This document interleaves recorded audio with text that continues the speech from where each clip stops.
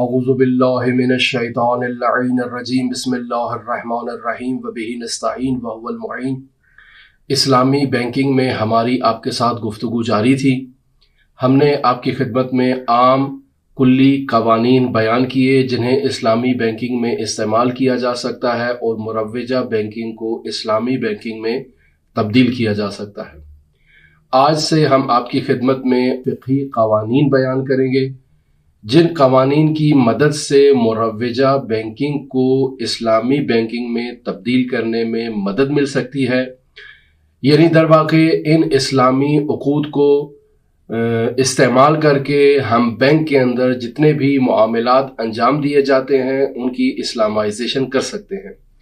آج جس عقد کا ہم نے آپ کے سامنے انتخاب کیا ہے وہ عقد رہن ہے، جسے اردو میں گروی اور انگلش میں مورگیج کہتے ہیں۔ رہن کیا چیز ہے؟ لغوی اعتبار سے لغت عرب میں رہن لازم اور متعدی دونوں صورتوں میں استعمال ہوتا ہے۔ یہاں آپ سوال کریں گے کہ لازم کیا ہے اور متعدی کیا ہے؟ تو عزیزان دیکھیں، عربی اور فارسی لغت میں فعل دو طرح کے ہیں، فعل لازم ہے اور فعل متعدی ہے۔ فعل لازم ایسے فعل کو کہا جاتا ہے کہ جسے مفعول کی ضرورت نہیں ہوتی، اور فعل متعدی ایسے فعل کو کہا جاتا ہے کہ جسے مفعول کی ضرورت ہوتی ہے۔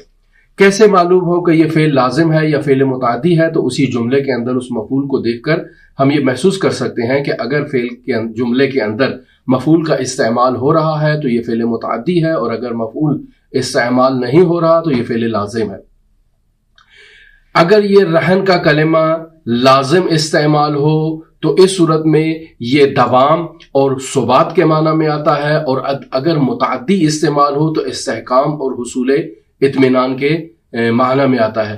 یہ ہے رہن کا لغوی معنی۔ اصطلاح میں رہن کس کو کہتے ہیں؟ فقہا کی اصطلاح میں رہن یعنی گروی رکھنا بطور عقد پہچانا جاتا ہے، لہٰذا اس کی تعریف ہے۔ تعریف رہن کیا ہے؟ یعنی ایک ایسا ایگریمنٹ ہے کہ جسے شارع مقدس نے قرض کی وصولی کے لیے حصول اطمینان کے طور پر اور سیکیورٹی کے طور پر مقرر فرمایا ہے۔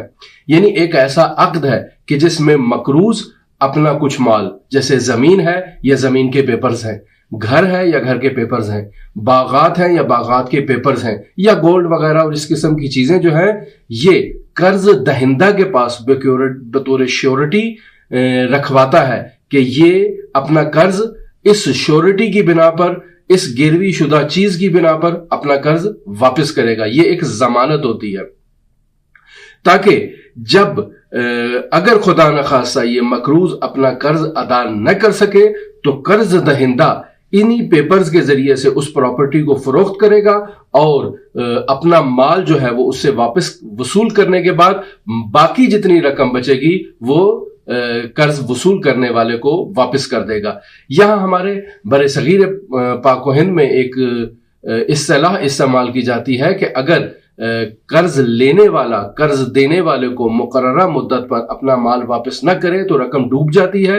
اس کی اسلامی تعلیمات میں کوئی گنجائش نہیں ہے۔ رہن کی بنیادی شرائط کیا ہے؟ رہن جمع کروانے والا یعنی راہن اور رہن وصول کرنے والا مرتہن، ان دونوں کے لیے شرائط کیا ہیں؟ یعنی دونوں بالغ ہونے چاہیے، دونوں عاقل ہونے چاہیے، مہجور یعنی اپنے مال میں ممنوع تصرف نہ ہو، یہ دونوں سفی نہ ہو یعنی ایسے لوگ نہ ہوں کہ جن کو کسی چیز کی سمجھ ہی نہیں ہے، اپنے ارادے اور اختیار کے ساتھ یہ رہن میں کسی چیز کو رکھیں یا فقے رہن کریں۔ تو یہ ان کی شرائط ہے۔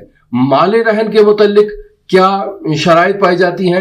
تو مال رہن ایسا مال ہونا چاہیے جس میں تصرف کرنا اسلامی نقطہ نظر سے درست ہو، یعنی وہ مال ملکیت میں منتقل ہو سکتا ہو، یعنی حرام مال نہ ہو، یعنی شراب جیسی کوئی چیز نہ ہو کہ جو ملکیت میں نہیں آئے گی اور جس کی خرید و فروخت نہیں ہو سکتی۔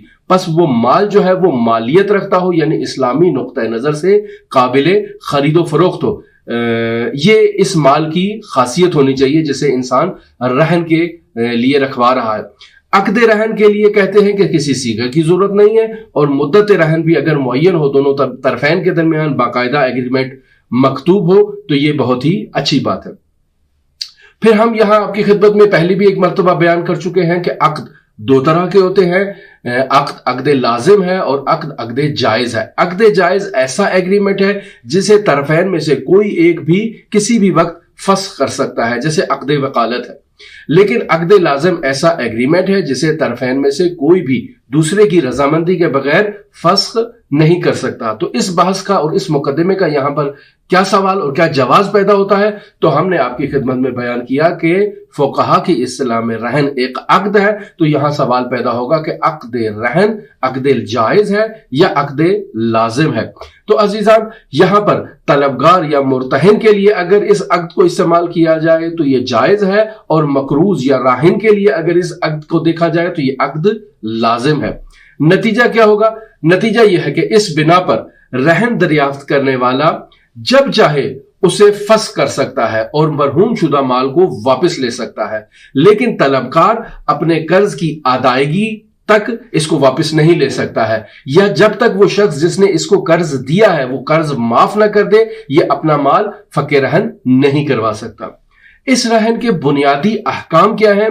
तो बुनियादी अहकाम में आपकी खिदमत में अर्ज करूं कि अक्द रहन में मोरद रहन यानी बाग है, घर है, प्रॉपर्टी है, गोल्ड है, जो चीज भी है, मोरद रहन को रहन वसूल करने वाले से, मसलन बैंक है जिसने आपसे ये चीज वसूल की है, इसके सुपुर्द करना इस बात की दलील होगी कि आपने जो करारदाद की है, जो एग्रीमेंट किया है, ये दुरुस्त है, बस आप वो चीज उसके सुपुर्द कर दें, उसके तहवील कर दें। यानी अगर आपने घर को रहन रखवाया है तो घर के पेपर जो है वो बैंक की सुपुर्द कर दिए जाएं। अगर आपने किसी बाग को रहन रखवाया है तो उस बाग के जितने भी मालिकियत के पेपर्स हैं वो आप उस बैंक को या उस रहन लेने वसूल करने वाले तक मुंतकिल कर दें। दूसरा मसला, रहन देने वाला यानी राहिन और रहन लेने वाला यानी मुर्तहिन एक दूसरे की इजाजत के बगैर मोरद रहन में तसर्रुफ का हक नहीं रखते हैं। मोरद रहन किसी दूसरे को फरोख्त नहीं कर सकते, किसी दूसरे को बख्शिश नहीं कर सकते। अगर इनमें से कोई एक फरोख्त करे और दूसरा अगर इस बात की इजाजत दे दे और राजी हो तो तब यह मामला इनके दरमियान जो है ये दुरुस्त होगा। अगर गिरवी शुदा अमवाल, घर या घरेलू साजो सामान वगैरह हो तो कर्ज दहिंदा उसे फरोख्त करके अपना माल वसूल कर सकता है। किस सूरत में? जब उसको उसका कर्ज वापस न किया जाए। फिर यहां पर अगला मसला यह है कि रहन शुदा चीज रहन वसूल करने वाले के पास अमानत शुमार होगी, लिहाजा वो अफरातो तफरीद करने के अलावा अगर उसमें तल्फ हो जाती है या कुछ नुकसान उस चीज के अंदर पैदा हो जाता है तो ये इसका जिम्मेदार है। फिर अगला मसला यह है कि मुअय्यना मुद्दत के बाद ये माल डूब नहीं जाता, जिस तरह से हमने आपकी खिदमत में ये पहले बयान किया। इस्लामी बैंकिंग में अक्द रहन इस्तेमाल हो सकता है, जिस तरह से हमने इस अक्द की तमाम तफसील आपके सामने बयान की। यानी अगर कोई शख्स बैंक से कर्ज वसूल करता है, क्रेडिट वसूल करता है, तो श्योरिटी के तौर पर वो अपनी कोई चीज बैंक के पास रखवाता है ताकि बैंक को ये यकीन हो कि जो माल उसने कर्ज दिया है या जो माल उसने क्रेडिट दिया है वो उसको वापस मिलेगा। और तअद्दुद बैंकिंग एग्रीमेंट्स के अंदर हम इसे इस्तेमाल कर सकते हैं और आगे चल के हम इसकी मजीद तफसील आपके साथ शेयर करेंगे। हमारे साथ रहिएगा। अल्लाहुम्मा सल्ली अला मुहम्मद व आले मुहम्मद व अज्जिल फरजहम।